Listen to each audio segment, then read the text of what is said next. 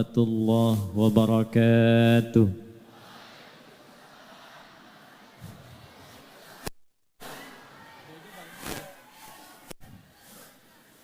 Alhamdulillahilladzi jama'ana fi hadzal masjidil mubarak bi barakati 'abdihi anifa wassalatu ala rasulillahilladzi ursila rahmatan lil alamin ursila hanifa wa salawatullahi alaihi wa salamuhu tam wa ala alihi wa sahbihi wa dzurriyyatihi wa ummatihi ila yaumil mi'adi wa wafa wa ba'd. Saya biasa kalau di dalam negeri atau di luar negeri, singgah pertama menapak di bumi manapun, itu alhamdulillah yang biasanya kami mohon doa kepada Allah dimudahkan para pemimpin di wilayah itu dan masyarakatnya diberikan keberkahan. Kalau sudah saling mendoakan, diikat dalam kebaikan, nanti Allah bimbing pemimpinnya memiliki kebijakan yang baik, masyarakatnya merespon dengan nilai-nilai kebaikan. Hadirin sekalian, bila ada yang bertanya, kita akan masuk pada inti pembahasan kita. Apakah ada petunjuk dalam hadis Nabi tentang pertemuan kita di Jumat ini, di siang menjelang Jumat ini? Apakah Nabi pernah mengisyaratkan? Apakah Nabi SAW pernah menunjukkan dalam sabdanya sehingga pertemuan kita bukan hanya menjadi ngaji bareng, tapi termasuk diikutkan pada sunnah Rasulullah SAW? Kita lacak dalam hadis-hadis yang diriwayatkan oleh para imam-imam hadis. Pertama, ada satu hadis yang banyak dikutip para ulama dan ahli hadis sehingga viral bukan hanya di satu kitab tapi beragam kitab. Kita ambil satu, Sunan Abu Daud. Abu Daud ini nama aslinya Sulaiman As-Sijistani, dari Sijistan.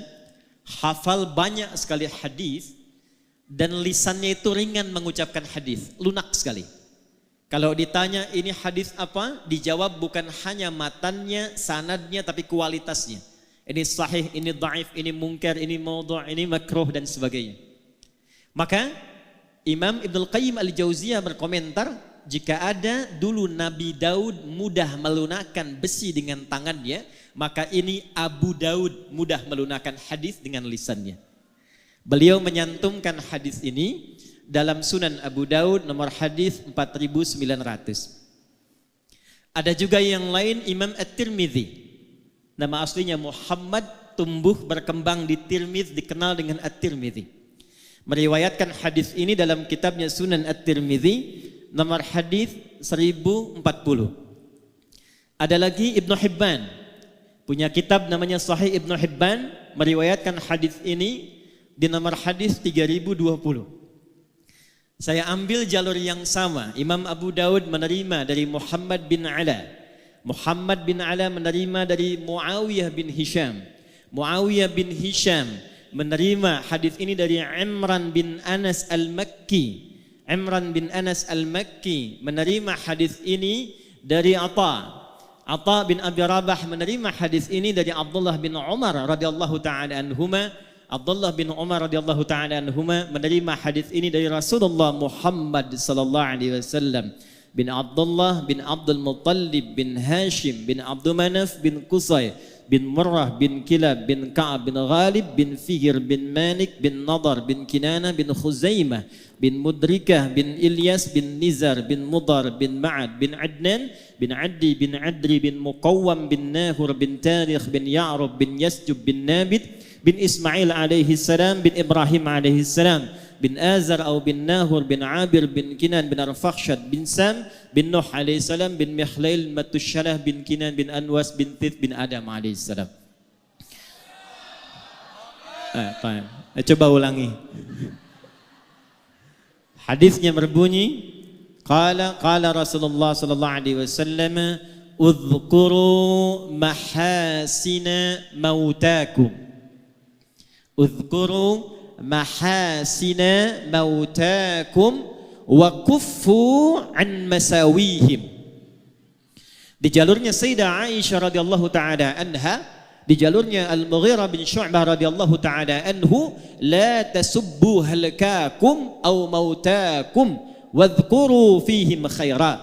Di jalurnya Ibnu Abbas radhiyallahu taala anhuma, la tasubbu amwatana wadhkuru lahum aw la tu'dhu ahyana. Atau kama qala Rasulullah sallallahu alaihi wasallam. Yuk kita masuk ke inti hadisnya. Bapak Ibu sekalian, ada yang sangat menarik di hadis yang dipesankan Nabi ini. Kalimatnya singkat, padat, tegas tapi dalam. Uzkuru mahasina mautakum.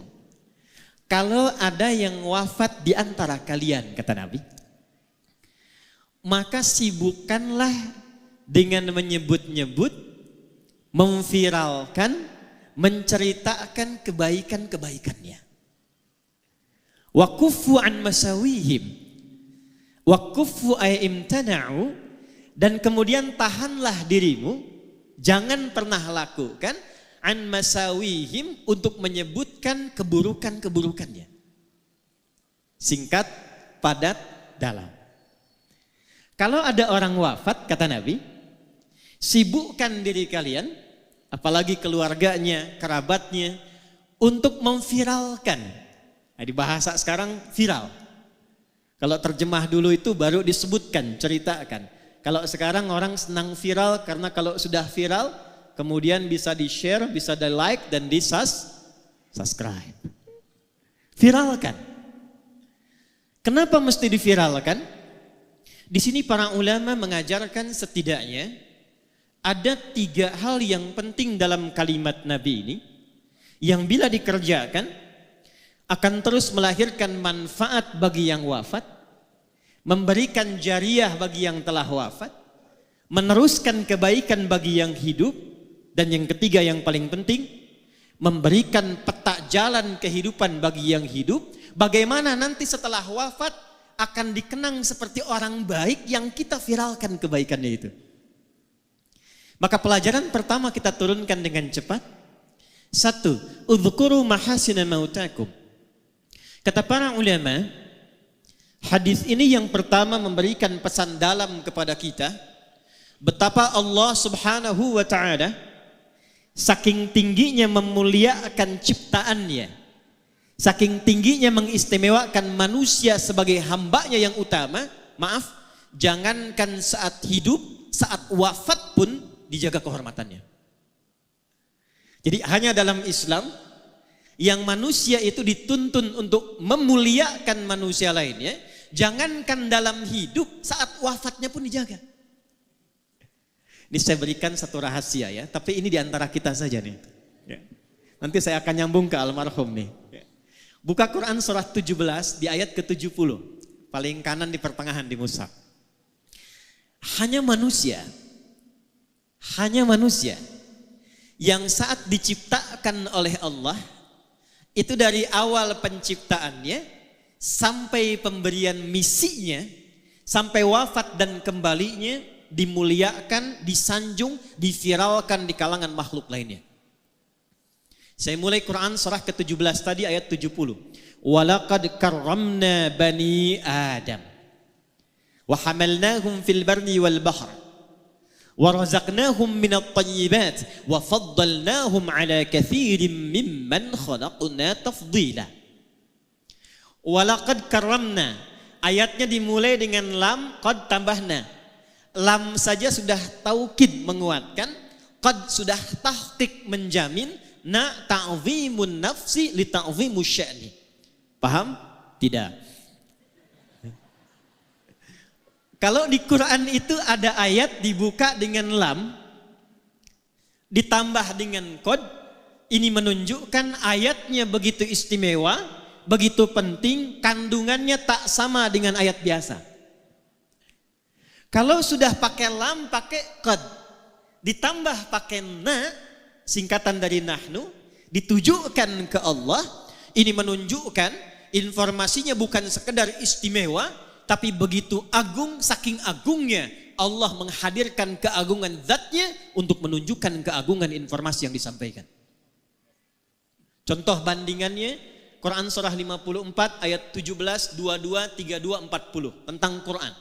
Walaqad yassarnal Qur'ana lidzikri fahal mim muddakir.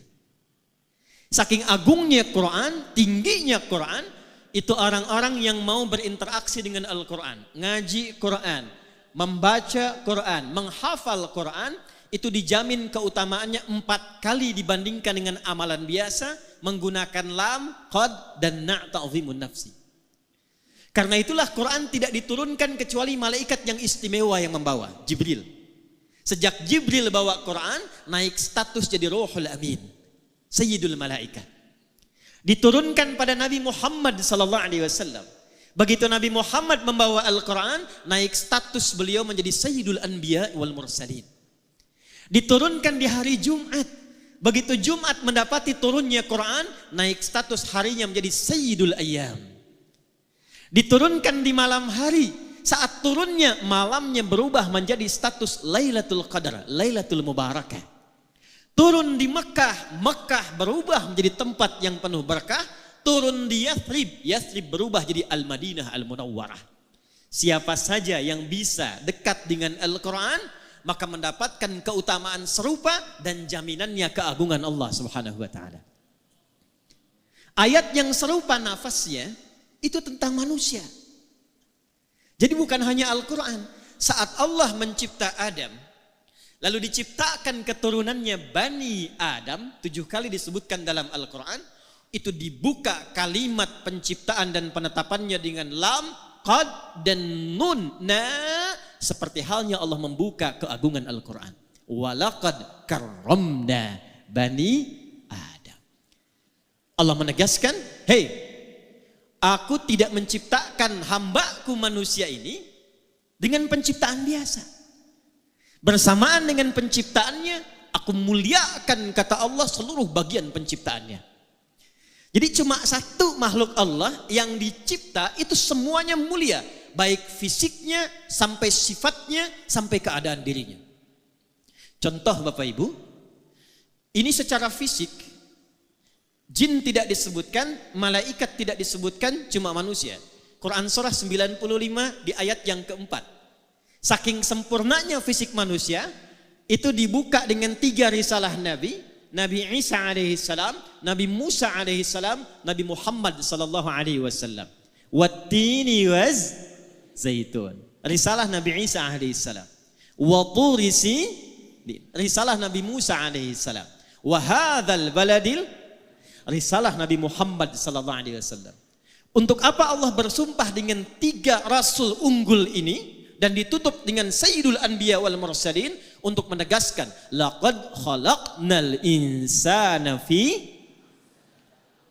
fisiknya manusia sempurna. Jadi dengan jin itu masih bagus kita Pak fisiknya.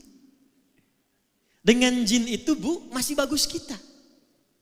Dengan malaikat yang dari cahaya, kalau ditampilkan itu masih utama fisik kita.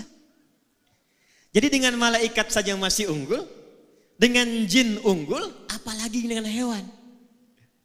Ibu main ke kebun binatang di Medan, absen tuh dari monyet sampai singa.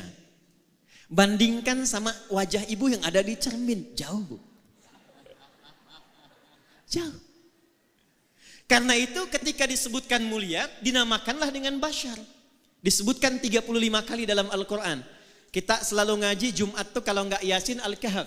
Ayat 110-nya, Qul innama ana basyarum mithlukum. Bashar itu bukan sekedar nama. Manusia yang dicipta dengan kulit halus dan baik. Karena itu enggak boleh di dalam Quran itu fisik sengaja dirubah. Enggak boleh. Quran surah keempat An-Nisa di ayat 118 sampai 119. La'anahullah, setan dilaknat oleh Allah. Kemudian dia berjanji, di antara janjinya, saya akan bisikkan kepada manusia supaya merubah tampilan dirinya. Yang pesek pengen jadi mancung, rubah. Apalagi merubah jenis. Yang laki-laki pengen jadi perempuan. Kena razia, nama siapa? Nia, Pak. Nama siapa? Nia. Nama lengkap? Kurniadi. Tidak boleh. Dan dahsyatnya, itu fisik kita itu kenapa tidak boleh dirubah? Karena bersamaan dengan tampilan fisik ini, melekatlah takdir maslahat kita sampai wafat. Ini Pak Musa kalau nggak begini tampilannya, nggak bisa jadi wagub. Pak Rahmat kalau nggak begini, nggak mendapatkan keberkahan sampai saat ini. Saya kalau dirubah tampilan misalnya mirip-mirip Ustadz Abdul Somad, antum nggak kenal saya. Jadi kalau Allah sudah mencipta, itu yang terbaik yang Allah siapkan untuk kita. Maaf, saya agak cepat sedikit. Turun ayat Quran, boleh saya berdiri? Izin ya Pak, izin. Baik. Bu. Baik. Ini kepala sampai ujung kaki. Pelan-pelan. Allah mencipta kita dari ujung kepala sampai ujung. Ini kepala sampai kaki bukan sekedar fisik biasa. Ini mulia. Saya ulangi. Kepala sampai kaki ini bukan sekedar fisik biasa, tapi mulia. Karena mulia, itu Allah turunkan ayat-ayat dalam Al-Quran untuk membimbing semua bagian fungsi tubuh ini dari kepala sampai kaki supaya fungsinya pun mulia. Supaya terjaga keadaan fisik ini. Diciptakannya bagus, berperilakunya mesti bagus, pulangnya pun mesti bagus. Contoh, ini mata fungsinya apa? Tuh, sudah salah. Kalau cuma melihat, itu belum masuk ke fungsi manusia. Hewan pun melihat. Ayam melihat. Kambing melihat. Elang terbang tinggi, anak ayam terlihat di bawah. Ibu naik pesawat, anak sendiri belum tentu kelihatan. Karena itu ketika Allah menunjukkan fungsi mata, dijelaskan dalam Quran bukan hanya fungsinya secara fisik, tapi menunjukkan kemuliaannya. Turun Quran surah ke-24, ayat 30 untuk laki-laki, 31 untuk perempuan. Perhatikan ayatnya. Qul lil mu'minina yaghuddu min absarihim. Katakan pada setiap laki-laki yang beriman kepada Allah, yang yakin Allah telah mencipta dirinya, yaghuddu min absarihim. Jaga pandangannya, matanya hanya boleh melihat yang baik-baik saja. Saya ulang, matanya hanya boleh melihat yang baik-baik. Ketika yang dilihat tidak baik, palingkan. Nah, memalingkan dari yang tidak baik itu yang disebut dengan ghaddul basar. Saking mata ini mulia, Allah melarang mata ini melihat yang tidak baik. Itu istrimu, lihat. Itu istri orang, jangan banyak dilihat. Ini proyek kamu, lihat. Itu proyek orang, jangan banyak kemudian berminat untuk diambil dengan cara yang tidak tepat. Ini pulang dari masjid nih, ini sandal kamu, itu sandal orang. Paham? Paham? Jadi sepanjang kita jadi manusia, kenapa dilarang untuk melihat yang tidak baik? Supaya menjaga kemuliaan penciptaan matanya. Dari mata turun ke, langsung ke hati aja Bu. Ke lisan. Dari mata turun ke lisan, ke mulut. Apa fungsi mulut? Tuh. Bicara yang baik. Turunlah Quran surah ke-49 ayat ke-11 sampai 12. Perhatikan kalimatnya. Ya ayyuhalladzina amanu. Dipanggil pakai ya, disebutkan 361 kali dalam Al-Quran. Memanggil yang dekat, menengah dan jauh. Setelah itu ada ayyuha, disebutkan 150 kali dalam Al-Quran. Ayyunya menguatkan, haknya mengingatkan, tanbih. Setelah itu ada alladzina, disebutkan 1080 kali dalam Al-Quran. Itu memanggil semua tanpa kecuali. Yang besar, yang kecil, laki-laki, perempuan, tua, muda, punya jabatan, tak punya jabatan. Kata Allah, hei, semuanya tanpa kecuali. Yang tinggalnya dekat, yang menengah, yang jauh. Laki-laki, perempuan. sepanjang Anda merasa yakin dengan Allah yang telah mencipta lisan kita, la yaskhara qaumin qaum. Jangan biasakan mencela. La yaghtab ba'dukum ba'da. Jangan gibah. Jangan gosip. Kenapa dilarang melukai dengan celaan?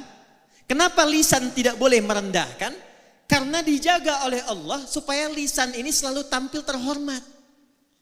Sebab ketika ada seseorang mencela, itu pasti keadaan dirinya rendah di hadapan Allah Subhanahu wa taala. Kalau enggak percaya, Bapak Ibu silahkan pulang dari sini, keluarkan kata-kata kotor, saat yang bersamaan rendah keadaan kita di hadapan Allah Subhanahu wa taala. Itulah sebabnya muncul hukum haram. Dari kata hurmah, sesuatu yang terhormat. Jadi turunnya hukum haram ini asalnya bukan ingin mencegah kita dari satu perbuatan, bukan. Tapi ingin menjaga kehormatan kita karena Allah menciptakan kita dalam keadaan yang mulia. Satu. Ini penting dulu saya sampaikan, ini saya mohon maaf sebesar-besarnya sebelum saya masuk ke hal yang terkait dengan ayahanda kita Haji Hanif. Karena kita kehilangan bagian pertama ini. Quran minta saling menyayangi. Sekarang yang terjadi saling menyakiti. Buka berita, lihat sekarang baik yang online ataupun yang offline.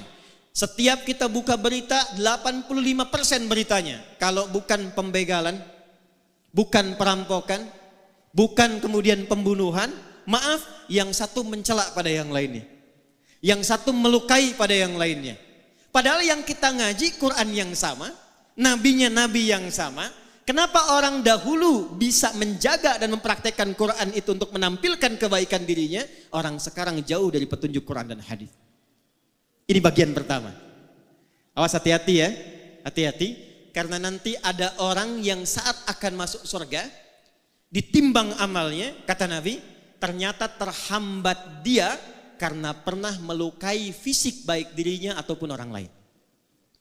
Yuk kita lihat. Cek hadis Muslim. Riwayat sahabat Abu Hurairah radhiyallahu taala anhu. Saya agak cepat. Jadi satu kali Nabi sedang kumpul begini, tiba-tiba beliau tanya pada sahabatnya, "Atadrunal muflis?" Tahukah kalian tentang orang yang bangkrut saat di hari kiamat nanti? Lalu sahabat rebutan menjawab.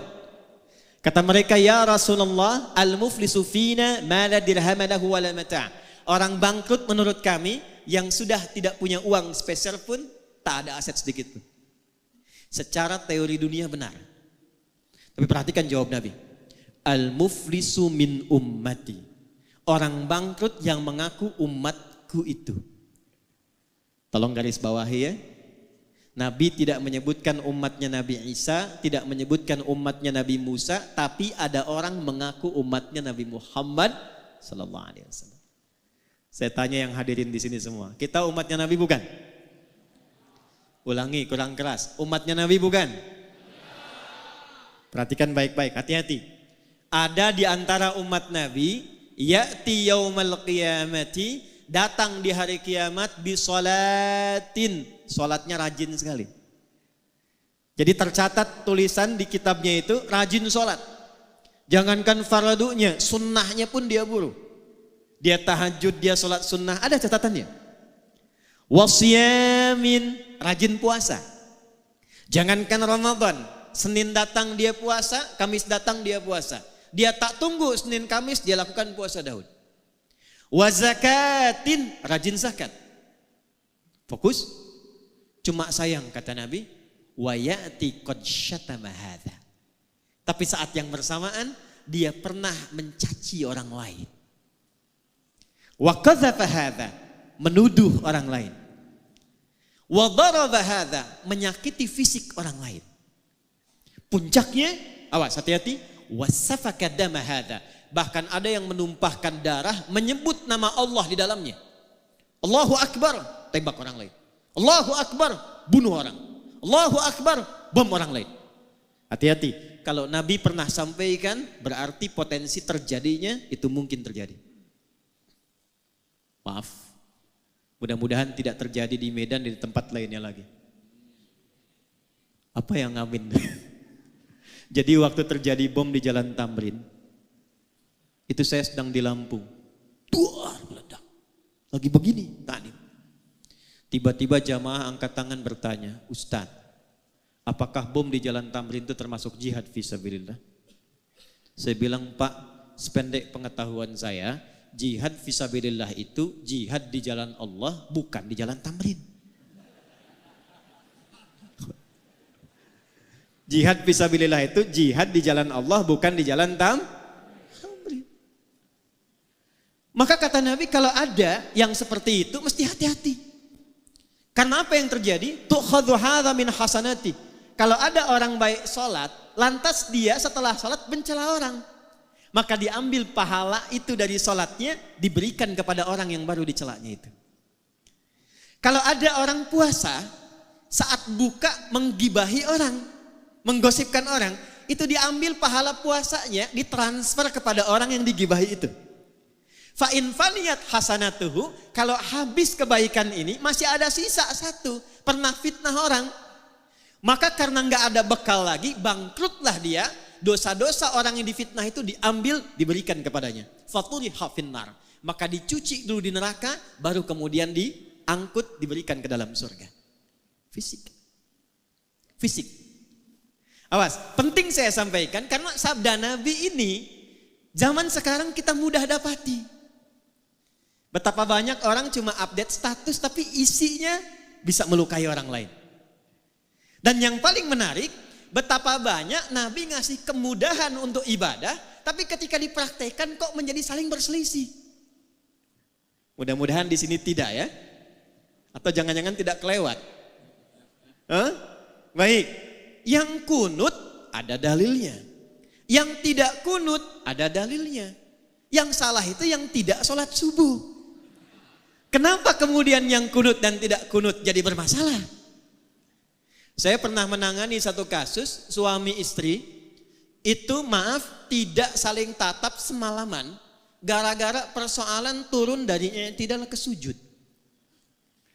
Suami pulang dari kantor, kena macet, tiba di rumah malam, gak sempat kemudian ke masjid. Sudah selesai. Nyampe di rumah, ambil wudhu sholat, begitu sholat istri lihat. Ternyata sujudnya itu turun dulu lututnya. Begitu lututnya turun, istri lihat. Begitu salam, assalamualaikum, assalamualaikum, selesai sholat. Ini persoalannya Bu. Tanpa muqaddimah. Langsung istri komen pada suaminya, papa sholatnya salah katanya. Jiwa laki-laki bangkit. Yang pemimpin siapa? Apa ciri khas pemimpin itu? Ciri khas pemimpin bukan tegas, ciri khas pemimpin tidak mau dipimpin. Hanya menerima usulan, jarang kemudian menerima saran. Istrinya berkata, ini kisah nyata, papa sholatnya salah. Memang kenapa mah? Harusnya bukan lutut dulu, telapak tangan dulu yang turun, baru lutut. Kata suaminya, mama yang gak baca hadis. Bertengkar malam, tak saling tatap, punggung-punggungan, besoknya diputuskan datang ke kami. Ternyata saya lihat dua-duanya gak tahu hadisnya. Istri belajar dari Ustadz A, suami belajar dari Ustadz B. Begitu saya tunjukkan, Pak Ibu, dua-duanya ada di kitab yang sama, di Sunan Abu Daud. Ini yang pakai lutut duluan, nomor hadis 838, dari Wa'il bin Hujur. Yang pakai telapak tangan cuma beda 2 nomor. Nih kiri atas Abu Hurairah nomor hadis 840. Wa'il itu masuk Islam duluan dibandingkan Abu Hurairah. Saat Wa'il masuk Islam, nabinya masih segar. Ikut perang Badar, ikut perang Uhud. Wa'il lihat Nabi sholat, turunnya pakai lutut karena lututnya nggak bermasalah. Abu Hurairah masuk Islam di tahun ke-7 Hijrah. Nabi usia 60 tahun, 3 tahun sebelum meninggal. Di suasana itu banyak hadis menunjukkan lutut beliau bermasalah. Kadang sholatnya pakai tongkat, kadang nyindir ke tiang-tiang, nyender ke tiang karena lututnya bermasalah. Usia 10 lutut bermasalah. Abu Hurairah lihat kalau lutut bermasalah, Nabi turunnya pakai apa? Ternyata telapak tangannya dulu. Jadi mau pakai lutut, pakai telapak tangan, dua-duanya ada. Nabi menunjukkan untuk kemudahan sujud, bukan karena persoalan tua dan muda saja. Jadi jangan simpulkan juga kalau ada kemudian anak muda sujud pakai telapak tangannya, tua. Jadi kalau anak muda olahraga cedera dia, lututnya masalah, gunakan telapak tangannya. Telapak tangan masalah, gunakan lututnya. Lutut benar, telapak tangan benar, yang salah sujud pakai kepala duluan. Kenapa gara-gara basmalah yang satu keras, yang satu sir kok jadi saling melukai? Kok jadi saling klaim? Padahal 70 hadis. 70 hadisnya, 4 cara bacanya. Bisa dijaharkan, Bismillahirrahmanirrahim. Bisa disirkan, Bismillahirrahmanirrahim. Maaf, kalau sudah silent, sir, tidak usah ditempel ke mic. Bismillahirrahmanirrahim. Itu jahar namanya. Sir pelan yang dengar kita. Yang ketiga, bisa tak usah dibaca sama sekali. Alhamdulillahi Rabbil Alamin. Yang keempat, riwayat Abu Hurairah, baca jahar rakaat pertama, Bismillahirrahmanirrahim. Rakaat kedua tidak dibaca langsung hamdalah. Alhamdulillahi Rabbil Alamin. Empat-empatnya ada dari Nabi. Diajarkan oleh Nabi pada sahabat, sahabat ngajarkan, dirangkum oleh 4 imam besar dipilih oleh mereka. Imam Abu Hanifah An-Nu'man wafat tahun 150 Hijrah, memilih langsung baca hamdalah. Imam Malik lahir 93 Hijrah, memilih langsung baca hamdalah. Imam Muhammad bin Idris Asy-Syafi'i lahir 150 Hijrah, saya pilih yang jahar. Karena ini tidak baca, populerkan yang dibaca supaya diketahui. Imam muridnya, Imam Ahmad bin Hanbal lahir 164 Hijrah. Hafal 1 juta hadis, muridnya Imam Asy-Syafi'i, memilih yang keempat. Yang ini tidak baca, yang ini baca keras, saya pilih kemudian yang tengah-tengah silent. Kok tiba kemudian? Bismillahirrahmanirrahim. Alhamdulillahi Rabbil Alamin. Ini Muhammadiyah nih. Bismillahirrahmanirrahim. NU. Padahal zaman Nabi belum ada Muhammadiyah, zaman Nabi belum ada. Yang NU benar, yang Muhammadiyah benar, yang salah yang tidak sholat. Saya 2010 itu tugas di Mekah, menerima jemaah pertama Isya.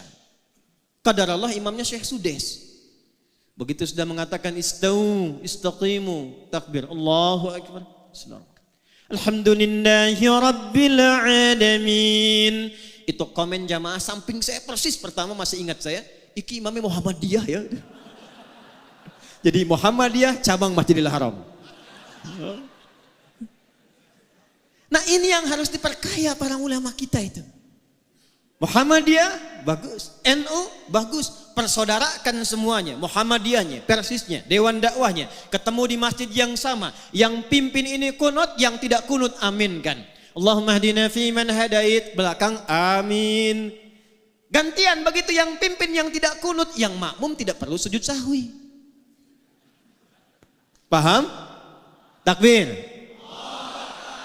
Bagian pertama. Jadi tidak ada babnya saling celah. Yang paling menarik ngajinya Quran, sunnahnya sunnah Rasulullah. Kok bisa pulang dari situ nggak saling sapa? Assalamualaikum akhi, beda manhaj. Ngaji ke sana yuk, bid'ah. Itu tidak saya temukan tuh dalam Quran, dalam sunnahnya. Maka yang pertama kita lakukan, satu, Islam menjaga kehormatan fisik, menyatukan, bukan memisahkan. Paham? Nah. Yuk, kita lihat teladan beliau tadi. Diputar videonya, saya senang karena itu sunnahnya. Bukan memperlambat taklim, bukan. Awas belakang tuh, istighfar tuh tadi tuh yang teriak. Cepet katanya, bukan. Ini sunnahnya tadi itu. Jadi dibandingkan yang saya sekarang ini, itu yang tadi itu lebih tinggi sunnah muakkadahnya dari itu. Karena hadisnya itu viralkan kebaikannya. Betapa beliau menyambung silaturahim. Memuliakan orang tanpa melihat fisiknya. Ada yang tidak ditampilkan di sini. Tapi sejak 16 September 2005 dan didirikan YAPI itu, saya melihat di antara murid saya yang dimuliakan oleh beliau, ternyata ada murid-murid penghafal Quran kami. Siapa yang bisa melunakkan hati Anda untuk ada di sini? Saya tidak punya kemampuan. Siapa yang bisa melunakkan hati kami untuk hadir di sini?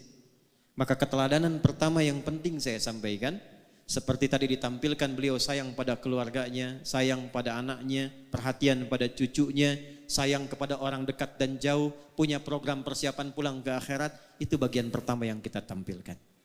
Jelas sampai di sini? 1. 2. Saya agak cepat. Udhkuru mahasina mautakum wa kuffu an masawihim. Jika ada orang yang telah wafat, viralkan kebaikan-kebaikannya dan tahan dari menggunjingkan keburukannya. Apa makna yang kedua kata para ulama? Dari kebaikan yang telah kita ketahui tadi, jangan cukupkan sekedar menjadi informasi. Saya ulang ya. Jangan cukupkan sekedar menjadi informasi. Contoh, Haji Anif ini punya program membangun 99 masjid. Sampai sekarang tahun 2023 ada kisaran 30-an lebih masjid yang telah terbangun.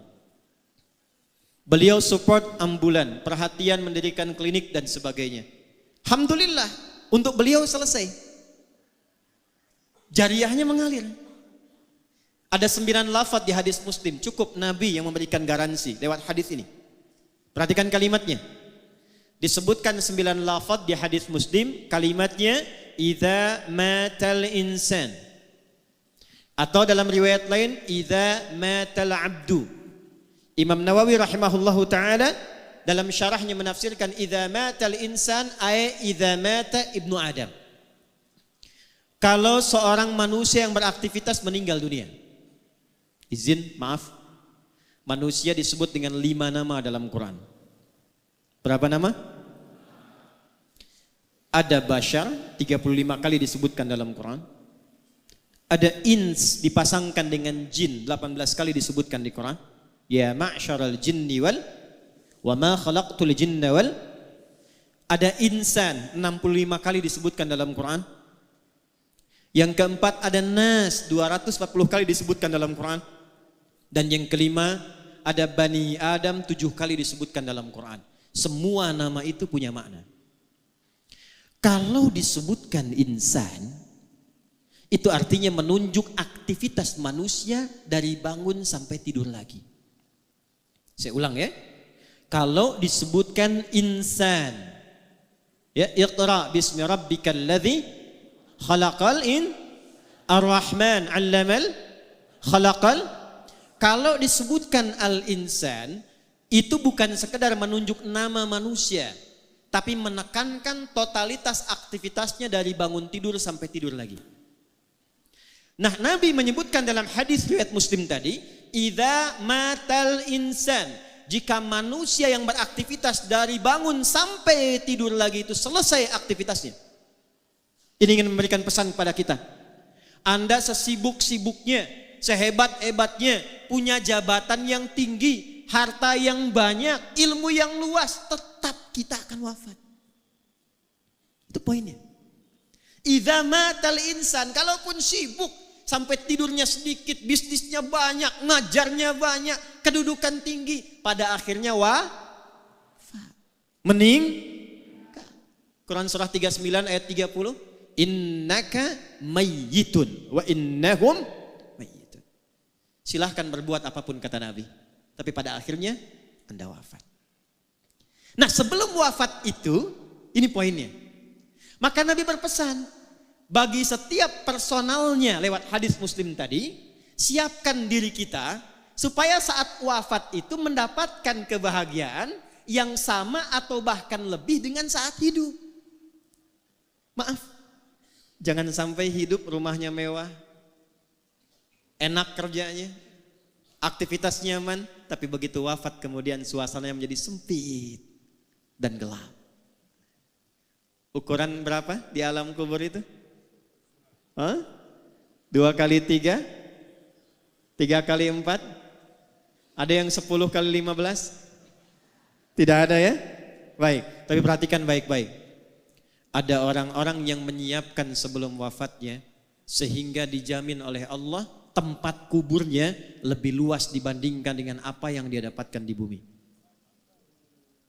Saya lihat tadi lewat Raja Wali 28. Luas sekali itu. Beberapa rumah luas sekali, lebar. Tapi ada orang masuk kubur. Itu diberikan kenikmatan oleh Allah. Tempatnya lebih luas dari tempat yang pernah dia tinggali di bumi. Gak percaya nanti silahkan. Antum minta wasiat dikuburkan samping ulama yang dikenal soleh. Lihat nanti lapaknya tuh. Lihat tempatnya. Bagaimana kenikmatannya. Quran surah ketiga ayat 169 sampai 172. Saya agak cepat. Wala tahsabanna alladhina qutilu fi sabilillahi amwata bal ahya'un 'inda rabbihim yurzaqun farihina bima atahumullahu min fadli. Maaf keluarga besar Haji Hanif. Wa yastabshiruna billadzina lam yalhaqu bihim min khalfihim alla khaufun 'alaihim wa lahum yahzanun. Ada orang yang saat meninggal itu dibahagiakan oleh Allah. Dilimpahkan kenikmatan tiada batas. Sampai-sampai kalau dia mampu kata Allah, dia ingin kabarkan kepada keluarga besarnya. Kamu jangan banyak nangis. Kamu jangan sedihkan aku. Perhatikan ini ayat. Wa yastabshiruna billadzina lam yalhaqu bihim alla khaufun 'alaihim wa lahum yahzanun. Jangan khawatir tentang saya. Jangan banyak menangisi saya. Kalau bisa siapkan bekal supaya cepat nyusul ke sini. Di sini lebih enak dibandingkan dengan apa yang kamu rasakan sekarang. Itu Quran. Itu Quran. Dilimpahkan bahasa Qurannya, dilimpahkan tanpa henti sampai tiada batas. Sampai tiada batas. Dan kalau mampu dia akan katakan cepat nyusul sini. Jangan banyak bersedih, jangan khawatir dengan kondisiku, di sini lebih enak. Satu. Siapa orang-orang ini? Adalah orang yang setidaknya menyiapkan 3 bekal sebelum wafatnya dan disifati 3 bekal ini oleh Allah dalam Al-Quran dengan fi sabilillah. Wala tahsabanna alladhina qutilu fi sabilillah. Jangan Anda duka orang yang wafat yang mendedikasikan hidupnya untuk berjuang di jalan Allah. Nah, apa fi sabilillah ini? Ternyata bukan cuma ikut aksi militer saja, tidak. Banyak sekali ruangnya. 1 kata Nabi, idza matal insanu inqata'a sa'iru amali. Memang orang itu kalau sudah wafat terputus semua potensi pekerjaannya. Sudah. Enggak bisa sholat lagi, enggak bisa puasa lagi, enggak bisa kerja lagi. Tapi Masya Allah, ada 3 yang ia siapkan sebelum meninggal, dan 3-tiganya walaupun tak mampu dikerjakan lagi, pahalanya terus mengalir. Jadi kalau nanti ini mengalir, wujudnya berupa cahaya di alam kuburnya. Berupanya cahaya, nur. Ya, bentuknya diberikan cahaya. Lalu diberikan kenikmatan oleh Allah berlimpah, dicukupkan semuanya, nikmat. Apa 3 ini? 1, dia menyiapkan sebelum pulangnya amalan utama yang melahirkan transfer pahala disebut dengan sedekah jariyah. Saya ulangi, namanya sedekah jariyah. Ini rumus cepat ya buat kita yang hidup nih. Ini beliau sudah mengajarkan tadi lewat tayangan yang kita lihat. Jadi sedekah itu ada 2. Saya ulangi, sedekah ada berapa? 2. Semua kegiatan baik kita itu disebut sedekah namanya. Salat itu sedekah. Zakat itu sedekah. Di Quran zakat disebut sedekah. Khudz min amwalihim sedekah. Dikeluarkan disebut sedekah. Innamas shadaqatu lil fuqara. Sedekah. Nah, sedekah jenisnya 2. 1 yang disebut sedekah tsabitah. Amalan tetap selesai saat hidup, pahala enggak ngalir saat wafat. Contoh, kita sholat sehari berapa? 5 kali yang fardu. Setelah meninggal kan tak sholat lagi. Nah, yang mengalir pahalanya itu yang kita kerjakan saat hidup. Selesai meninggal enggak dapat transfer pahala lagi dari sholat kita. Selesai. Itu namanya sedekah tsabitah. Tapi kalau Anda siapkan karpet untuk masjid. Saya mau titip 1 keran untuk orang wudhu. Saya mau titip genteng 1 saja untuk yang di masjid. Saya mau titip 1 mushaf untuk dibacakan oleh anak-anak penghafal Quran. Kemampuan cuma 1. Bekal cuma 50.000. saya belikan mushaf, saya simpan di Masjid Al-Musannif misal. Allahu Akbar, wafat orangnya. Dibaca mushafnya oleh satu jamaah yang hadir di masjid itu. Begitu dibacakan, satu huruf saja. Nun. Berlakulah hadis At-Tirmidzi nomor hadis 2910. Man qara'a harfan min kitabillahi falahu asyru hasanat. Siapa yang baca satu huruf dari Al-Quran, orang yang baca dapat langsung pemberian dari Allah 10 kebaikan. Satu hurufnya. 10 ini jangan dihitung begini. 1, 2, 3, 4 itu sedikit. 10 itu di hadis Muslim, analoginya sama dengan ke masjid dapat 25. Jarak satu keduanya 500 tahun. 2 ke 3 500 tahun. 3 ke 4 500 tahun. Ditampakkannya nanti saat sakaratul maut. Di pahala itu 10 yang disebut pahala ajrun tampaknya saat sakaratul maut. Ditampakkan oleh Allah sehingga dia senang. Saat senang itulah dia dalam keadaan tenang dicabut nyawanya sehingga dipanggil dalam keadaan yang tenang. Quran surah 89 ayat 27 sampai 30. Ya ayyatuhan nafsul. Kenapa mutmainnah? Karena tenang diperlihatkan bagian pahalanya. Dibacakan 10 dapat. Tapi hadisnya belum selesai. Hadis Muslim, man dalla ala khairin falahu ajruhu mithla adli fa'ilihi min ghairi an yankusa min adli syai'. Itu mushaf punya siapa yang dibaca tadi? Apakah punya jamaah yang baca? Ataukah ada orang lain yang nyimpan dibaca oleh yang baca? Ternyata mushafnya titipan dari si fulan, maka yang menitipkan mushaf itu yang mewakafkan disimpan di masjid dapat transferan pahala yang sama dengan yang baca. Yang baca 10, yang nyimpan mushaf 10. Coba lihat almarhum. Bukan cuma mushafnya, berapa penghafal Quran yang diberikan perhatian oleh beliau? Berapa banyak masjid yang telah dibangunkan? Berapa kali orang ruku dan sujud di masjid itu? Berapa banyak orang wudhu mendapatkan bagian dari keberkahannya? Pertanyaan terbesar saya pertama, maaf izin keluarga besar. Dari anggota keluarga yang hadir saat ini, berapa di antara yang berminat meneruskan keteladanan itu? Karena contoh pertamanya bagian keluarganya. Saya berikan kabar gembira untuk keluarga. Ini bukan ngarang-ngarang, kami belajar tafsir, belajar Quran. Jika ada anak meneruskan kesolehan orang tua, itu satu keluarga besar.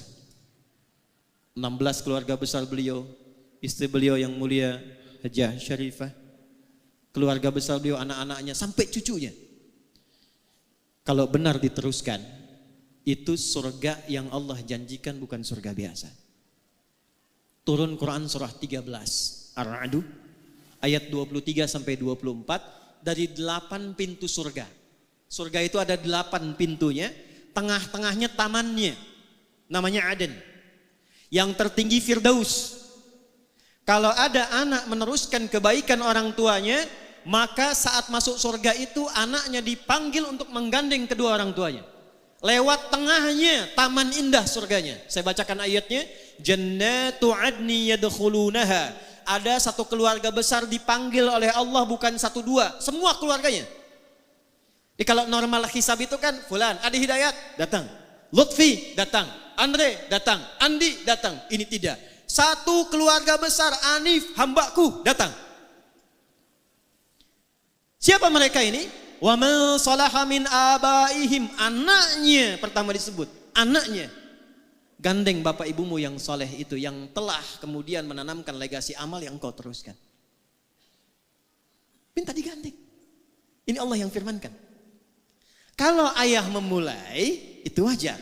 Tapi kalau anak cucu mengikuti, itu tidak mudah. Tidak mudah. Makanya nasihat para nabi, itu sebelum meninggal, yang dikumpulkan anak-anak itu bukan persoalan warisan harta, tapi meneruskan kebaikan yang telah kemudian dikerjakan orang tuanya. Quran surah kedua Al-Baqarah di ayat 133. Lihat kalimatnya. Am kuntum syuhada'a idh hadara Ya'qub al-maut idh qala li banihi ma ta'buduna min ba'di. Pernah enggak Anda dengar kisah viral tentang Nabi Ya'qub? Bukan cuma punya anak Yusuf, punya anak 12, ada Benyamin, ada Yahuda dan sebagainya. Bukan itu. Sebelum wafatnya dikumpulkan anak-anaknya, ditanya, kalau bapak meninggal, kalian bagaimana amalnya? Apa jawab mereka? Qalu na'budu Ya Bapak, jangan khawatir. Setelah ayahanda meninggal, tanamkan dalam hati Bapak yang dalam, kami tidak akan pernah keluar dan menyimpang dari nasihat-nasihat ayah untuk meneruskan amal-amal kebaikan ayah. Na'budu ilahaka wa ilaha abaika Ibrahim wa Ismail wa Ishaq ilaha wahidah. Jazakumullah khair. Semoga Allah muliakan guru-guru kita, menyehatkan, merahmati, dan memberikan kemampuan kita meneladani kebaikan-kebaikan beliau. Saya teruskan. Kata anak-anaknya Yakub, Pak, jangan khawatir. Amal-amal yang telah Bapak tinggalkan kami teruskan. Kami tidak akan menyembah Tuhan selain Allah. Pastikan supaya Bapak pulangnya pun tenang. Begitu Yakubnya meninggal dalam keadaan tenang, diteruskanlah oleh putra-putranya beliau. Ada Yusuf alaihissalam. Dan Yusuf lebih sukses dibandingkan ayahnya Yakub. Boleh jadi putra beliau mungkin usahanya ada yang lebih sukses daripada ayahnya. Tapi penilaian pertama dalam Al-Quran, apakah kesuksesan itu mengantarkan pada amal soleh yang pernah ditinggalkan oleh ayahandanya. Maka saya mohon pada keluarga besar, tidak sekedar kita bahagia banyak jamaah datang mendoakan. Tidak sekedar kita bangga dan haru, ada video yang telah menanamkan pesan-pesan kebaikan. Tapi pertanyaan besarnya, siapa di antara keluarga besar yang mau menggandeng beliau sebagai kebahagiaan saat pulang menghadap Allah Subhanahu wa taala? Teruskan. Fokus wa azwajihim dan istri-istrinya. Jadi ayah sama ibunya, anak gandeng pasangan masing-masing. Terakhir, tadi saya lihat ada cucunya, ada cicitnya, beliau bilang buyut ya. Itu dalam bahasa Arab disebut dzurriyyah. Tidak berhenti sampai ke anak, wa dzurriyyatihim, sampai ke anak cucu. Jadi hisabnya tuh begini, keluarga besar datang. Setelah itu gandeng masing-masing. Yang sudah menikah berpasangan gandeng. Nanti bapaknya minta digandeng. Ya, wa man salaha min abaihim wa azwajihim wa dzurriyyatihim. Cucu-cucunya diminta bergandengan. Itu belum dahsyat. Wal malaikatu yadkhuluna 'alaihim min kulli bab. Lalu malaikat diperintahkan berjejer di setiap pintu surga untuk menyambut satu keluarga besar ini. Fokus, salamun alaikum bima sabaratum fa ni'ma uqbaddar. Fokus baik-baik, selamat kata para malaikat. Jadi setiap lewat pintu surga, selamat. Lewat pintu surga, selamat. Apa jawaban selamatnya? Izin. Bima sabaratum. Selamat karena Anda sabar meneruskan kebaikan yang telah dirintis oleh keluarga besar. Jadi saya mohon amanat 99 masjid itu usahakan selesai. Anak-anak yatim yang beliau rawat teruskan. Tolong punya database-nya tuh. Ya, majlis-majlis ilmu, klinik yang beliau pesannya apa tuh dari situ. Teruskan. Nah, kita yang hadir bagian dari keluarga jauh dari keluarga Haji Anif ini, kita siapkan rencana. Ingin seperti itu. Ya? Jadi bukan sekedar dengan informasi dari sekian banyak kebaikan yang tidak usah semuanya. Apa yang bisa kita lakukan dari situ? Alhamdulillah beliau yang bangun masjidnya, saya besok ingin titipkan mushaf di dalamnya. Ya, begitu dibacakan nun, cuman satu memang hurufnya, tapi 10 kebaikan pahalanya. Kalau Anda titipkan pada penghafal Quran, Haji Anif merawat penghafal Quran yang sangat banyak, di antaranya yatim piatu. Ayo kita belajar dari situ. Pulang dari sini jangan lihat anak orang dulu. Anak kita di rumah siapkan jadi penghafal Quran. Supaya gandeng kebaikan. Jelas? 2. 3 bagian terakhir. Nah, ini poin yang sangat penting sebelum kita berdoa untuk jeda ke Jumat. Ini Sayyidul Ayyam. Saya ulangi dari yang pertama supaya kita enggak lupa. Jaga fisik kita. Dengan saling menjaga diri dalam kebaikan dan berinteraksi secara sosial dengan nilai-nilai kemuliaan. Jangan isi kehidupan kita disibukkan dengan berbuat maksiat. Termasuk memutus silaturahim, saling mencela, saling merendahkan. Contoh beliau yang telah meninggalkan kita dengan amalan yang tadi disampaikan. 1.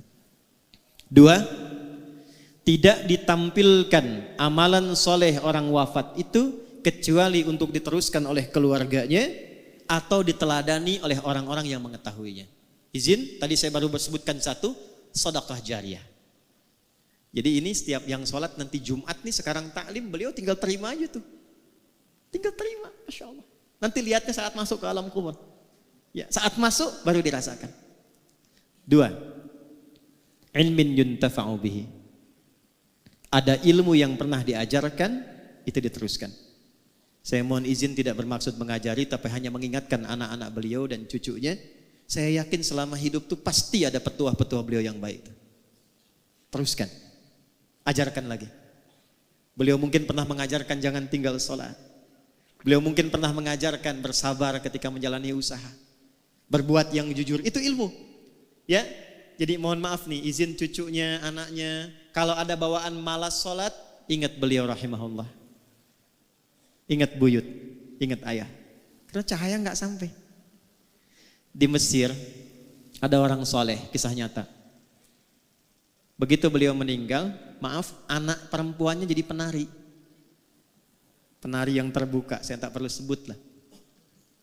Itu malam satu kali bermimpi bertemu ayahnya. Makam ayah ini sepi katanya, gelap. Ayah tidak mendidik engkau untuk jadi seperti ini. Maka dia bangun kaget, dia menangis, dia bertobat, dia konsultasi pada seorang ulama. Kekinian dia berubah menjadi perempuan yang sangat saleh. Beliau amalnya sudah banyak. Tapi kalau ada anaknya, ada cucunya, ada godaan-godaan, mau tertinggal sholat nih, cahaya belum mengalir. Keterangan belum tiba. Ilmin yuntafa'u bih. 3, ini spesifik, waladin salihin yad'u lahu. Waladin salihin yad'u lahu. Anak-anak soleh yang dididik oleh beliau, yang membiasakan berdoa untuk kedua orang tuanya. Baik yang hidup ataupun yang telah wafat. Jadi mohon izin ya, setelah sholat sertakan doa. Dan bukan setelah sholat saja, setiap amal baik. Selesai ngaji ini, walam yakul lahu kufuwan ahad. Jangan berhenti, doa. Ini ada doa khusus hari Jumat, saya ajarkan ya. Mohon izin nih, ada doa khusus dibacanya tiap hari Jumat. Ini saya talkinkan sedikit. Kalau dibaca dengan baik, hadisnya tersambung. Insya Allah Allah cukupkan rizkinya. Allah jaga dari perbuatan maksiat. Dan diberikan yang paling utama dari kegiatannya. Jadi kalau kerja dikasih jabatan yang utama. Kalau ilmu yang utama yang mudah diamalkan. Allahumma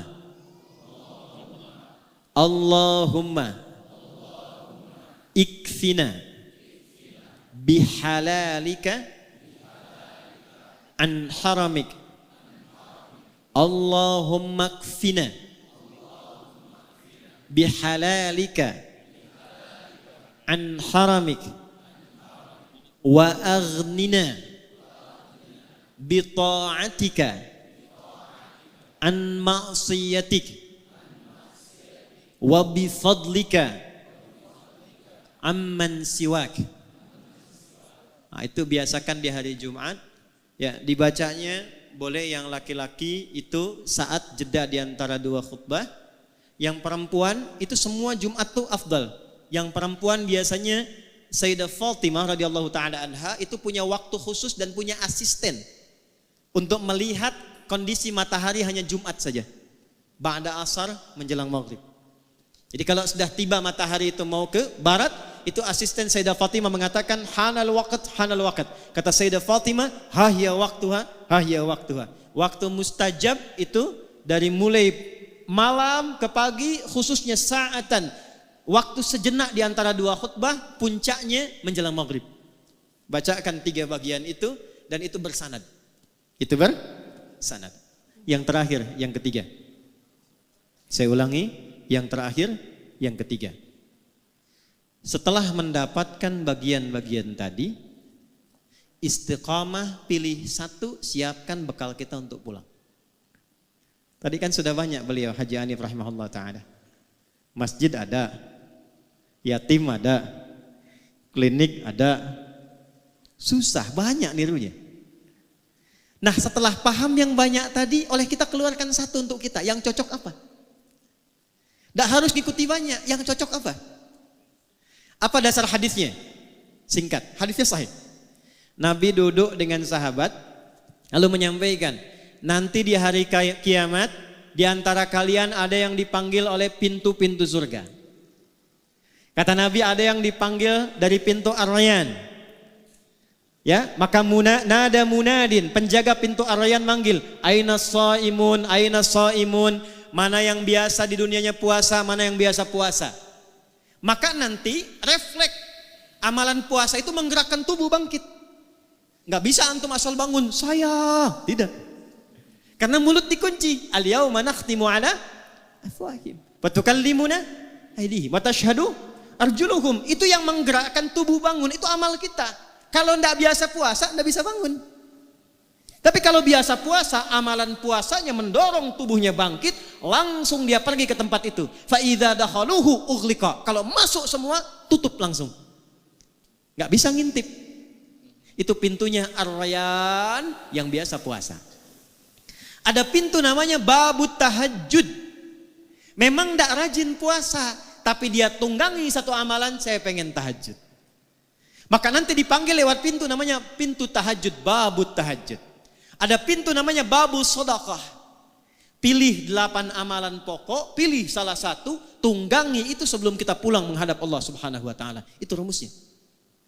Abu Bakar tanya, "Ya Rasulullah, apakah ada nanti di surga yang dipanggil oleh semua pintu itu?" Jadi begitu dihisab, itu baru hisab dimulai, pintu semua manggil. Mana fulan, mana fulan, mana fulan, bukan umum lagi. Ya. Mana si fulan, semua pintu manggil. Kata Nabi, ya akan ada dan aku berharap engkau termasuk bagian dari orang yang dipanggil semua pintu surga itu. Saya mau tanya sebentar sebelum menutup. Kalau Nabi mendoakan itu pasti tidak? Diijabah tidak? Perhatikan Abu Bakar As-Siddiq sekalipun sudah mendapat doa Nabi, beliau tidak berhenti dengan senyuman. Alhamdulillah kabul, tidak. Apa yang dilakukan beliau? Besoknya Nabi keliling, Nabi kumpulkan sahabat, Nabi tanya, siapa hari ini yang sudah jamaah? Semua angkat tangan. Jadi semua sahabat Nabi itu yang sangat baik, amalnya banyak, dekat dengan Nabi, di dunia hidup dengan Nabi, melihat Nabi, beramal membersamai Nabi, di alam kuburnya jaminan bagus, di akhirat surganya tinggi, itu masih jamaah ke masjid. Ada orang, bukan di sini ya, bukan sahabat Nabi, belum jelas amalannya, tidak membersamai Nabi di dunia, terancam dengan alam kuburnya, surga belum jelas. Rumah dekat masjid, speaker masjid menghadap ke rumahnya, masih belum tergerak untuk ke masjid. Tapi kalau ditanya cita-citanya surga Firdaus bersama Nabi. Siapa yang sudah jamaah hari ini? Semua angkat tangan. Nabi naikkan levelnya. Maaf, siapa yang sudah jenguk orang sakit hari ini? Sebagian turun, yang sebagian angkat. Di antara yang angkat Abu Bakar. Siapa yang sudah mengantarkan jenazah hari ini? Sebagian turun lagi, Abu Bakar angkat. Siapa yang menyolatkan jenazah hari ini? Sebagian turun lagi, Abu Bakar angkat. Siapa yang infak hari ini? Sebagian turun, Abu Bakar angkat. Jadi rupanya begitu mendapatkan konfirmasi di lisan Nabi yang mulia, ada orang dipanggil dari semua pintu surga itu, beliau keluarkan kurikulum amalnya jadi catatan. Setiap hari keliling untuk mengamalkan catatan itu. Abu Bakar Siddiq. Dipeganglah tangan beliau oleh Nabi sallallahu alaihi wasallam, dikatakan, hadza akhi, Abu Bakar ini saudaraku. Faman adahu faqad adani. Siapa yang menyakiti Abu Bakar, dia telah menyakiti aku. Saya tanya pada antum, Haji Hanif ini amalnya udah banyak. Insya Allah kita berdoa husnul khatimah, ya, tandanya banyak, ya, kemuliaannya sudah banyak, diviralkan terus. Kebanggaan bukan hanya untuk keluarga, orang-orang dekat, orang jauhnya. Saya baca. Izin saya baca, Pak. Tadi saya menyebutkan itu karena saya di jalan pengen tahu baca. Saya hafal anak-anak beliau tadi. Saya tanya Pak Musa itu untuk konfirmasi saja. Beliau nomor 8 tuh saya tahu. Ya, saya hafal. 16 bersaudara, kan? Ya, saya hafal. Saya lihat sebelumnya. Saya tuh melihat hanya untuk mengetahui ini beliau amalannya apa ini. Apa yang saya bisa ikuti. Ternyata saya temukan di antara murid saya pun diapresiasi oleh beliau. Kami punya angkatan pertama ahli Quran, angkatan pertamanya 14.000 orang. Di antara 14.000 orang itu ada yang diapresiasi beliau, diperhatikan beliau. Mungkin keluarga belum tahu. Luar biasa. amalnya sudah banyak. Tapi yang jadi pertanyaan untuk kita, kembali ke hadis tadi. Apa yang sudah kita niatkan untuk hadir saat ini? Jangan sampai cuma datang, duduk, lihat ustaz, rekam, pulang. Sayang. Rekaman itu harus membawa nilai yang memberatkan amal soleh kita saat pulang menghadap Allah Subhanahu wa taala. Ya? Dan terakhir, saya tidak menginginkan keluarga Haji Hanif saja yang serombongan masuk. Karena ada ayat lain di Quran surah 39 ayat 73, bukan hanya satu keluarga, tapi ternyata tetangganya, kerabatnya, jamaahnya ikut semua gabung. Surah Az-Zumar surah 39 ayat 73 menutup bagian dari haul kedua. Allah yarham ayahanda Haji Musannif atau Haji Hanif rahimahullahu taala. Wasiqal ladzina taqaw rabbahum ilal jannati zumara. Adakah di antara Anda, kata Allah, yang ingin termasuk dalam golongan orang-orang takwa yang dikumpulkan oleh Allah lintas keluarga, lintas tetangga, masuk semua rombongan satu surga? Kalau sekarang kita berkumpul cuma di dunia, besok ada peluang dikumpulkan semua, dipanggil rombongan Masjid Al-Musannif. Insyaallah. Hatta idza ja'uha wa futihat abwabuha qala lahum khazanatuha. Sampai ketika dibuka pintu besar surganya, rombongan semua masuk, penjaga surganya mengatakan, "Salamun alaikum." Selamat. Anda kompak saat di dunia, kompak. Tibtum, Anda jadi orang baik saat di dunia. Jadi acara kita ini selepas pulang mesti menginspirasi kita merubah jadi baik. Makanya keluar dari masjid beda doanya dengan saat masuk. Coba lihat doa masuk masjid itu apa? Allahumma ftahli abwaba rahmati. Ya Allah, mohon bukakan untukku pintu-pintu rahmatmu. Saya tanya sama antum deh yang laki-laki, kalau masuk masjid itu dari satu pintu atau banyak pintu? Banyak, masuk sini keluar lagi, masuk sana keluar lagi gitu. Walaupun pintunya banyak, pasti masuknya di satu arah kan? Satu pintu kan? Pintu itu kalau satu babun, kalau banyak abwabun. Kok bisa masuk satu pintu, minta doanya banyak pintu? Allahumma ftahli abwaba rahmati. Perhatikan ya, saya mau akhiri. Ya Allah, mohon bukakan untukku pintu-pintu rahmatmu. Kenapa rahmat pintunya banyak? Karena umumnya ada 3 pintu rahmat. 1, ada pintu solusi dari orang yang sedang punya kesulitan. Itu di Quran surah kedua Al-Baqarah ayat 155 sampai 157. Perhatikan kalimatnya, wala nabluwannakum bisyai'. Ada orang hidup yang dapat ujian. Minal khauf, gelisah. Ini ada sebagiannya sudah gelisah nih, jam berapa selesainya? Kapan persiapan Jumat nih? Wal ju', ada yang lapar. Ada yang datang ke sini dari sejak subuh. Belum sarapan. Tanya-tanya habis Jumat dapat nasi kotak enggak gitu ya? Wa naqsim minal amwal. Ada yang datang ke masjid barangkali punya persoalan di kantornya. Akhir bulan belum jelas bagaimana gajiannya. Wal anfus, ada yang sakit sampai sebagian wafat. Terakhir, maaf, wat thamarat, ada yang hasil kerja kerasnya mungkin diambil orang lain. Maksudnya apa? Tidak semua yang masuk ke masjid itu hatinya gembira. Ini wajahnya senyum-senyum, mungkin sedang punya masalah. Maka saat Anda masuk, dijawab oleh Allah, masuk, sholat 2 rakaat, sujud, minta. Saat Anda minta itulah Allah jawab. Apa jawabannya? Ayat 157-nya. Ulaika alaihim salawatum mir rabbihim wa rahmat. Jadi Anda masuk, Allahumma ftahli abwaba rahmatik, rahmat. Allah tanya, rahmat yang mana yang kamu inginkan? Saya punya masalah ya Allah. Nama saya memang rahmat, tapi masalah saya banyak.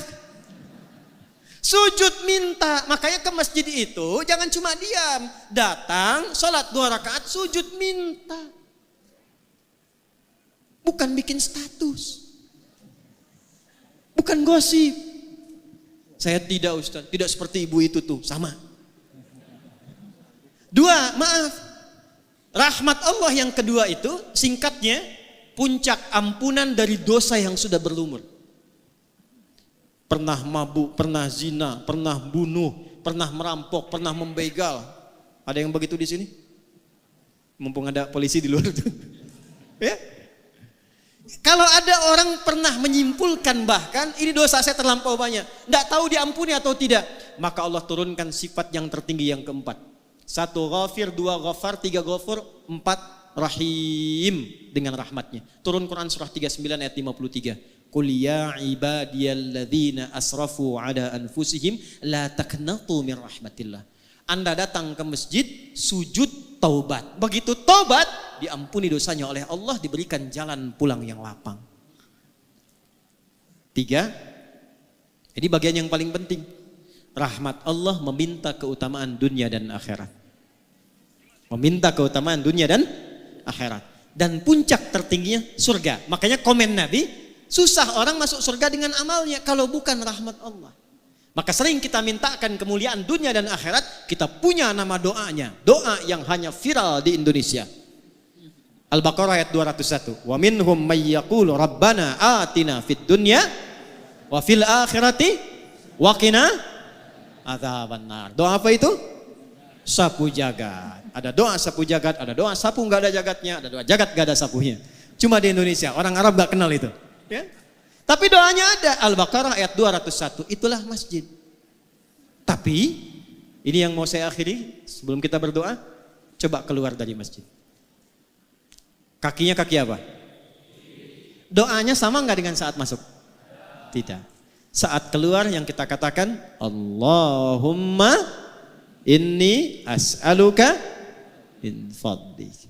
Ya Allah, aku keluar sekarang. Aku minta yang utama darimu, yang merubah diriku lebih baik dari sebelum masuk. Acara ini sekarang ada di masjid. Temanya memang haul. Tapi kita belajar dari hadis tadi bagaimana meneladani kebaikan-kebaikan Allah yarham supaya kita praktekkan dalam hidup. Maka saya tidak menginginkan ada satu orang pun keluar dari masjid ini kecuali berubah keadaan hidupnya lebih baik daripada sebelumnya. Ya.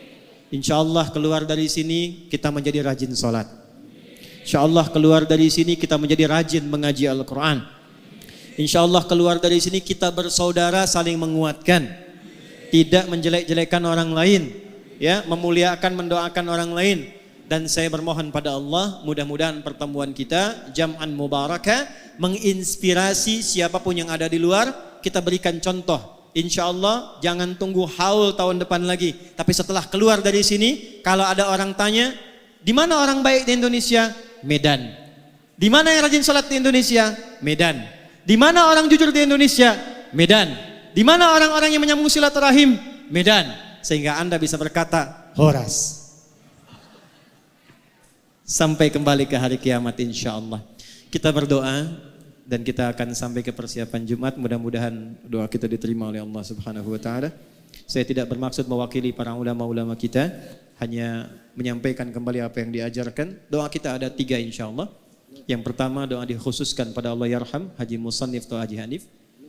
Kemudian yang kedua kita khususkan untuk keluarga-keluarga beliau, baik istri beliau, kerabatnya, anak-anak beliau dan keturunan beliau. Dan yang ketiga untuk kita semua yang hadir, mudah-mudahan jauh ataupun dekat mendapatkan kemuliaan-kemuliaan dan keberkahan si Allah Subhanahu wa taala. A'udzu billahi minasyaitonir rajim. Bismillahirrahmanirrahim. Alhamdulillahi rabbil alamin. Allahumma nahmaduka hamdan kama 'allamtana an nahmadak wa nashkuruka syukran kama 'allamtana an nashkuraka antal muqaddim wa antal muakhir biyadikal khair innaka 'ala kulli syai'in qadir. اللهم نصلي ونسلم على حبيبك الكريم رسولك المصطفى الأمين سيدنا محمد وعلى آله وصحبه أجمعين. اللهم إننا نخصك يا الله بالدعاء لك بأسمائك الحسنى وصفاتك العلى. اللهم يا الرحمن الرحيم يا الملك القدوس الذي على كل شيء قدير بيدك الخير فإن كل عسير بيدك يسير. اللهم نخصك بالدعاء يا الله بأبينا وجدنا يا الله وأخينا حاجي مصنف. اللهم اغفر له ya Allah warhamhu wazid lahu nuran fi qabri. Ya Allah kami khususkan doa bermohon pada ayahanda kami ya Allah, kakek bagi cucu-cucunya, buyut bagi cicitnya, ayah ya Allah bagi anak-anaknya, suami bagi istri tercintanya. Ya Allah lapangkan kubur beliau ya Arhamar Rahimin. Anugerahkan ya Allah limpahan cahaya-cahaya kebaikan bagi beliau ya Rabbal Alamin. Berikan jariah terbaik pada semua amal soleh yang telah beliau kumpulkan ya Rabbal Alamin. Jadikan kuburnya ya Allah sebagai bagian dari pancaran dan percikan kenikmatan surga. Allahumma ya Rabbal Alamin barik ya Allah ailatihi ya Rabbal Alamin. min auladihi wa hafadhihi wa aqribaihi ya rabbal alamin. Ya Allah, sebagaimana Engkau berikan nilai-nilai kebaikan pada Haji Musannif selama hidupnya sampai wafatnya, maka percikan kebaikan itu kepada seluruh keluarga besarnya, saudara-saudarinya ya Allah, istri tercintanya, anak-anaknya, cucunya. Allahumma barik ya Allah hadhil ailah, berkahi keluarga ini ya rabbal alamin. Yassir lahum kulla amalihim ya Allah, wardah kama tuhibbu wa tardah. Ya Allah, anugerahkan kemudahan dalam aktivitas mereka. Berikan ridhamu pada semua aktivitas mereka, cintai mereka dalam kebaikan dan jauhkan mereka dari kemaksiatan yang dapat menjauhkan mereka dari pertemuan dengan orang tua mereka. Allahumma ya Allah kama karamta wa barakta li hadhil ailah. Wa ya Allah fabarik lana jami'an jam'an mubarakah. Ij'al jam'an hadha jam'an marhumah wa tafarraqana min ba'dihi tafarruqan ma'sumah. Ya Allah, seperti Engkau limpahkan kebaikan kemuliaan pada keluarga besar Haji Anif dalam hidupnya atau setelah wafatnya, maka berikan kebaikan yang sama kepada kami hadirin pada saat ini ya rabbal alamin. Berkahi kehidupan kami ya Allah, jadikan pertemuan kami pertemuan yang saling mencintai. Bila pun kami mesti berpisah, jadikan perpisahan kami mengeratkan silaturahim dan kebaikan di antara kami. La tada'lana fi maqamina hadza dzamban illa ghafartah. Ya Allah, bila ada pendosa hadir di sekitaran masjid ini, jangan biarkan ia pulang kecuali Engkau ampuni seluruh dosa-dosanya. Wala hamman illa farajtah. Jika ada yang datang di antara kami membawa kegelisahan, jangan biarkan ia pulang kecuali Engkau telah tenangkan keadaan hatinya. Allahumma wala asran illa yasartah. Jika ada di antara kami yang datang membawa kesulitan, jangan biarkan ia pulang kecuali Engkau telah tenangkan keadaan hatinya dan hilangkan seluruh kesulitannya. Allahumma wala maridan illa syafaitah. Jika ada di antara kami yang tengah Engkau uji dengan penyakit seberat apapun, maka mohon angkat dan sembuhkan seluruh penyakitnya. Allahumma ya rabbal alamin, rabbana atina fid dunya hasanah wa fil akhirati hasanatan wa qina adzabannar. Ij'al baqiyata hayatina hayatan thayyibah wa akhir wafatina husnal khatimah. Ya Allah, jadikan sisa hidup kami lebih baik daripada hari-hari sebelumnya, dan bila pun kami wafat di hari ini, wafatkan kami dalam keadaan husnul khatimah. Khafif lisanana laqula kalimat at-tauhid la ilaha illallah Muhammadur Rasulullah. Ya Allah, mohon ringankan lisan kami khususnya dalam sakaratul maut kami untuk mengucapkan kalimat tauhid la ilaha illallah. Wa ajib kalimatana biqaulika ya ayyatuhan nafsul mutmainnah irji'i ila rabbika radiyatan mardiyah fadkhuli fi ibadi wadkhuli jannati. Ya Allah, dan mohon jawab kalimat kami dengan panggilan-Mu yang indah. Hei jiwa-jiwa yang tenang, cepat pulang kepadaku. Aku ridha denganmu, dengan amalmu, dan Engkau pun akan ridha dengan pemberianku. Jadi bagian dari hamba-Ku, aku siapkan surga untukmu. Allahumma ishtaqna bi Rasulillah sallallahu alaihi wasallam. Allahumma ishtaqna bi Rasulillah sallallahu alaihi wasallam. Ishtaqna bi Rasulillah sallallahu alaihi wasallam. Ya Allah, kami rindu untuk berjumpa dengan Rasulullah sallallahu alaihi wasallam. Lam na'ish ma'ahu fil hayah wa lam narahu fil manam fala tudayyi' lana fursa yaumal qiyamati linajtami wa narahu yaumal qiyamati ya arhamar rahimin. Ya Allah, kami tidak hidup bersama beliau di dunia ini. Kami bahkan tidak menatap beliau di alam mimpi kami ya Allah. Maka mohon jangan hilangkan kesempatan pada kami untuk membersamai, minimal menatap beliau di jannah-Mu nanti ya rabbal alamin. Ma'alladzina namta 'alaihim minan nabiyyin was-siddiqin wasyuhada'i was-shalihin wa hasuna ulaika rafiqa. Allahumma sallallahu ala habibikal karim rasulika al-mustafa al-amin sayyidina Muhammadin wa ala alihi wa sahbihi ajma'in. Wa akhiru da'wana subhanakallahumma wa bihamdika asyhadu an la ilaha illa anta nastaghfiruka wa natubu ilaik walhamdulillahi rabbil alamin. Bismillahil Fatihah. A'udzu billahi minasyaitonir rajim. Bismillahirrahmanirrahim. Alhamdulillahi rabbil alamin arrahmanir rahim maliki yaumiddin.